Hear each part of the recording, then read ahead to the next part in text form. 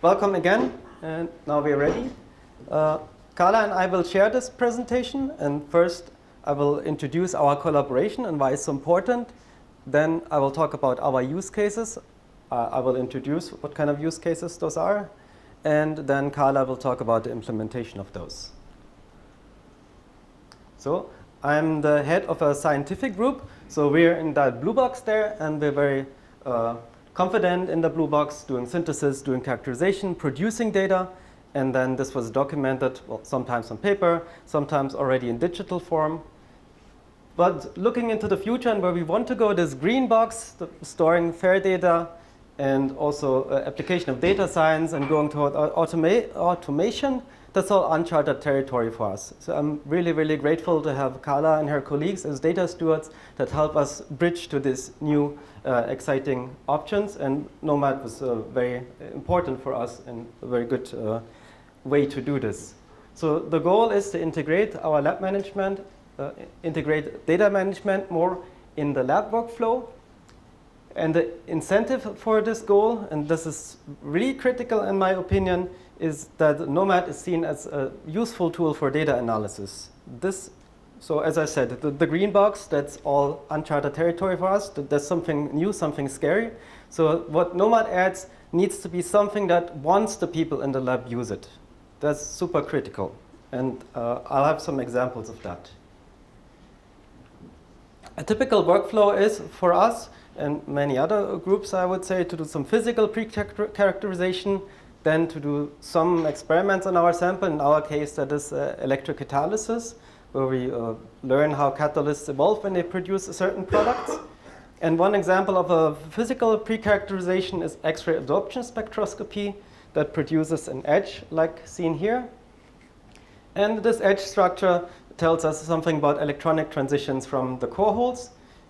And above the edge, our spectrum has some wiggles, and these wiggles tell us about the local environment of the atom that we probe. So it's sensitive to the structure. Very powerful method.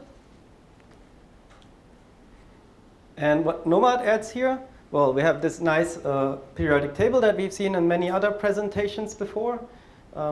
We can get an initial glimpse of our data. There are several steps of normalization involved to get this glimpse. This helps our new members and the team, while this data is taken, to already check, was it taken properly? Does it look like it should? Another very important point, what we can do now that was much more difficult before, is to compare our measured spectra on the fly with other spectra taken at other beam times previously. Well, the ones where we already had this NOMAD, but hopefully in the future also we can put in more data that was taken prior. And that point I'm especially excited about is to do some calculations. We've also seen examples of that in the previous presentations. For example, the position of this edge tells us what is the oxidation state of the metal or the material that we probe. And this implementation now allows us to get a calculation of this oxidation state based on some standard measurements that we define as references, and then we can experimentally calibrate it.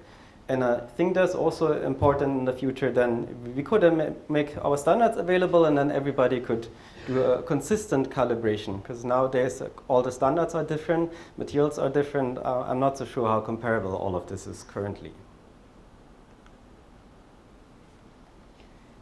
Coming to another use case from in the laboratory, where we do our electrochemical experiments to probe the catalyst. And since it's an electrochemical measurement, we need to define the 0 point of the potential. This is similar to when you want to use the streets. There are also in many capital cities, you see these 0 points. This is the one in Paris that defines the French road system. Where does 0 start? And same for the potential. For this, we use a device called the reference electrode, and that has a well-defined chemical reaction with a known potential. But since this is a device, it will degrade over time, and we do need to know what it is. This plot here shows several examples of common chemistries for that. The details are not important, just that there are some, and often it is needed also to interconvert between them. So in the lab, we've always done some kind of calibration. This up here is the calibration data. Now the advantage to the people doing this is they can upload their data in NOMAD, and the feedback they get is the calibration value is output. Well, it's output below, so small, so I put it larger here. So that is a benefit and helps them to upload the data in the database. What we also got out more or less for free was this histogram down there. This is now all comparable or single chemistry for comparable electrolytes, and where is this reference potential? I've tried this based on paper for about 5 years. Never worked, but now in a couple months we had this really nice histogram, and now we can learn whether our electrodes behave as they should. And also for someone in the lab, now they have some context for the shift or the value that they obtain for their calibration. Is it on the maximum? Is it what I should expect, or do I deviate significantly from that value?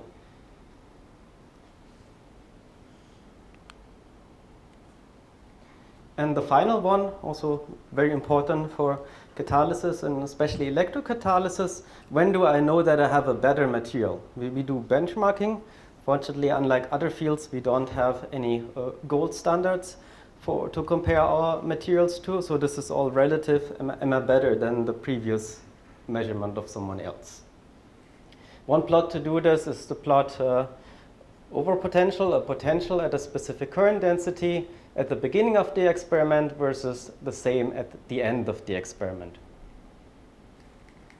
Now we've done many of these experiments, focused currently on the manganese and nickel oxides, and we can immediately get a plot out of our data similar to what is done in a very popular literature reference. We can also display again as a histogram if this voltage difference between the x and the y-axis is near 0, then we don't change our catalyst. That is very simplified, say it's a stable catalyst. If we get something positive, we make it worse, we degrade it. If it's negative, that can also happen, then some other process happens, we form a new better catalyst in situ. This is also helpful already to compare to a measurement average in our lab. In the future, I also see much benefit in providing a high-quality open data set for benchmarking, such as we see in the release of our colleagues from FHI with their chemistry database. And this is an invaluable seed for optimization at a later time by some AI-guided methods. So to wrap this up from the experimentalist perspective, NOMAD gives us easy access to previous data with filters. We have also seen many examples previously today.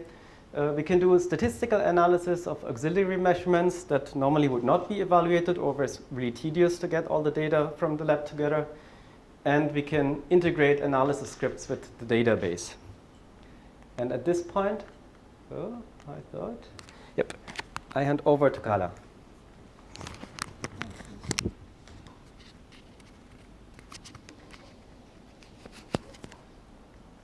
Nice. Yeah, thank you, Marcel, for introducing the use case. I will now take the presented use case, but look at it from a technical perspective. So we did see in Marcel's summary, okay, we have, for example, these histograms that you can display easily in a NOMAD Explore app. We already got introduced to those apps today. But from a technical perspective, we arrived there in two very different ways. For the reference electrodes and the XAS data, we did the analysis in North, so the NOMAD Remote Tools Hub, and we used Voila notebooks and the NOMAD API to do this. But for the last example, where we had the benchmarking, we actually arrived there in a different way. We used the normalizer functions in an analysis entry to get there. And I will present now the two different ways and also how they differ for us. Using North, you probably all know you can run, for example, Python notebooks there, and our users, when they visit the Oasis, they can use the North basically arriving from the row actions. They have the possibilities to run the notebooks in Voila mode or in Jupyter mode. And Jupyter is probably already known to this audience as a way where you can have different cells and you can execute Python code. And voila is basically using the exact same notebook, but it's displaying it in a different way. So there you don't see the code, you only see the outputs of the code. And this is critical for us because we have a lot of users in our Oasis who never programmed before. And they get really stressed out when they are asked to run this code and also do changes in the code to adapt for their own measurements. And voila saved this problem for us because it's still possible to interact with the underlying notebook with so-called IPy widgets, where you can, for example, have a drop-down, what you can see at the top there. Marcel already presented this before. You can select the reference files for the reference electrodes where you wanted to calibrate them. And here we can use NOMAD perfectly because we get only the data that's also available to us, which is uploaded by us or it's shared with us. And because all this data has an underlying schema that we defined in NOMAD, we can also make sure that all the data analysis steps we do afterwards are easily done with all the data because all the data is structured in the same way. And apart from just looking at the data, maybe doing some calculations on it, we can also write it back to NOMAD entries to use it also later. So what you see here at the bottom is a list of uploads, and we could select one upload is basically one experiment, and we could select a number of uploads there where we want to apply this voltage shift that Marcel presented before. And clicking the button down here would basically write it back to the entries. So this entry is in this upload, and then we can see here this voltage shift would be automatically written. We would derive it here. And also we would see where the voltage shift is coming from because this is a reference to the file that we selected at the top. So if we want to do some analysis also later on this linear sweep voltammetry entry, then we could also use the reference because it's already in the file and we could also see where it's coming from. So this would become more transparent also during upcoming analysis steps. To wrap up this using North and Voila notebooks part, we are happy to use Voila especially for users without much programming language. The schemas make sure that it's a robust way to do the calculations in those notebooks. But of course, the user must interact with the code. And this is oftentimes good, something we want. It could be part of the analysis pipeline of the user. But for the benchmarking, we tried to do it differently. We want to basically, as Marcel said, get the histogram at the bottom for free. And when we want this, then it's nice to have this analysis automated. And what we try now at the moment is to do this in the normalizer of a NOMAD analysis entry. Because the second challenge we have to get this histogram is that we have to collect data from multiple entries. We can't just do it in one normalizer of one entry, but we have to combine multiple entries. And what I mean by NOMAD analysis entry is basically written in the documentation of NOMAD Online. I just took a screenshot here. And it says that the analysis is basically a base section, and it has inputs, which can be references to any schema that we have in our Oasis. And we can also define the analysis result as an output. So when I now talk about an analysis entry, I mean an entry that has an underlying schema based on this analysis section. So how do we get our analysis entry? The basic workflow in Marcel's group is we have one experiment, and we have, for this experiment, the Gamry instrument, for example, gives us a lot of files. It's one sequence, and we put them all in one NOMAD upload. And when we drag and drop it in this upload, then the parser creates all the entries. So for each file, we get the corresponding entry.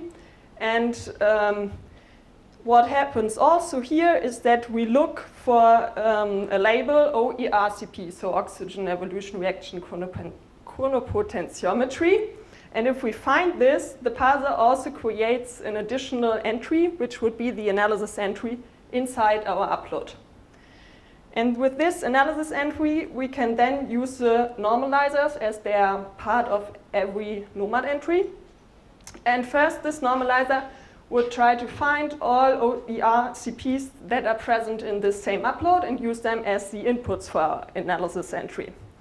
And next up, we would group those entries by their current density. And for each group, we can then automatically calculate the analysis result that we define.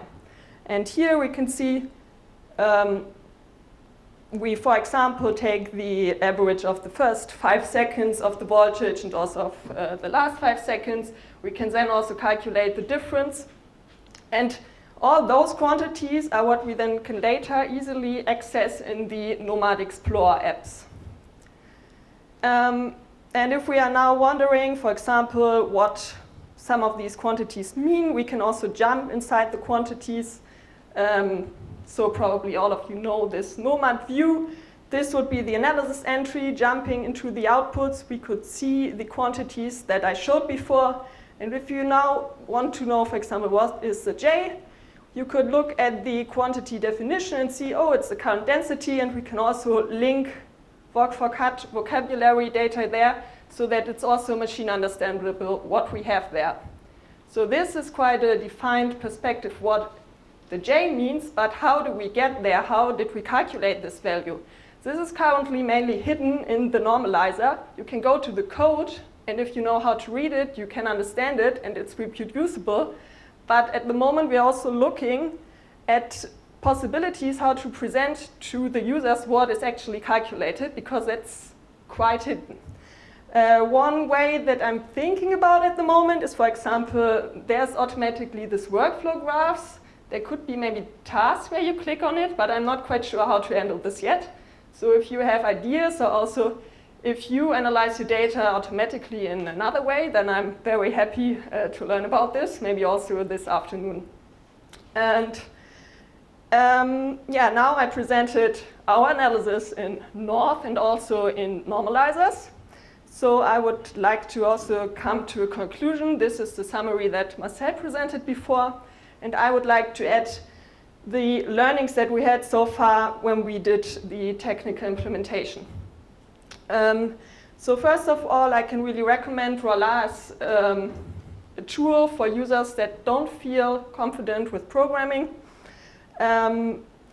Second, I would like to highlight that we do a lot of customizations for the people in, for example, Marcel's group.